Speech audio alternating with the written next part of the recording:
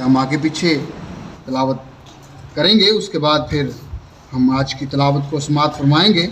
سو آج 2 تلاوتیں ہوں گی۔ پہلی تلاوت گنتی کی کتاب باب نمبر 16، اس کی 2، 3، 4 اور 5 آیت کو ہم سنیں گے۔ اس کے بعد پھر اسی باب کی گنتی 16 باب، اس کی 29 اور 30 آیت کو ہم سنیں گے۔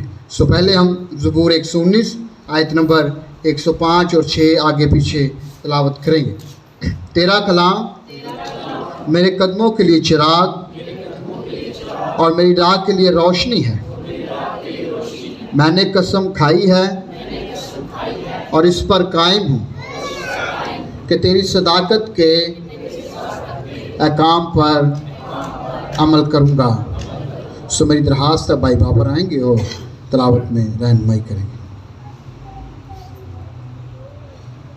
ہمارے لیے آج کی پہلی تلاوت گنتی کی کتاب اس کا 16 باب اور دوسری آیت سے لے کر 5ویں آیت کے آخر تک۔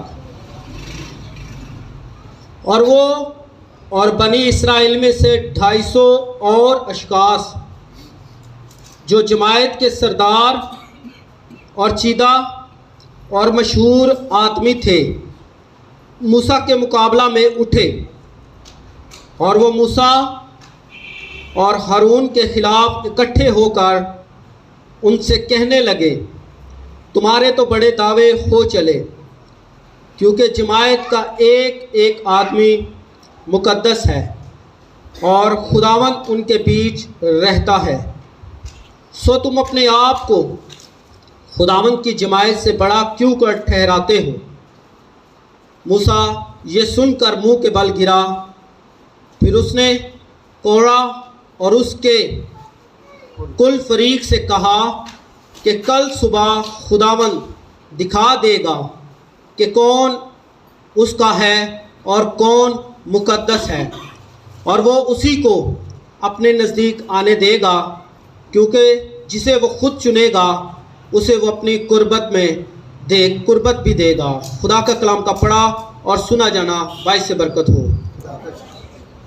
آیت نمبر 29۔ اگر یہ آدمی ویسے ہی موت سے مریں جو سب لوگوں کو آتی ہے، یا ان پر ویسے ہی حادثے گزریں جو سب پر گزرتے ہیں، تو میں خداوند کا بھیجا ہوا نہیں ہوں۔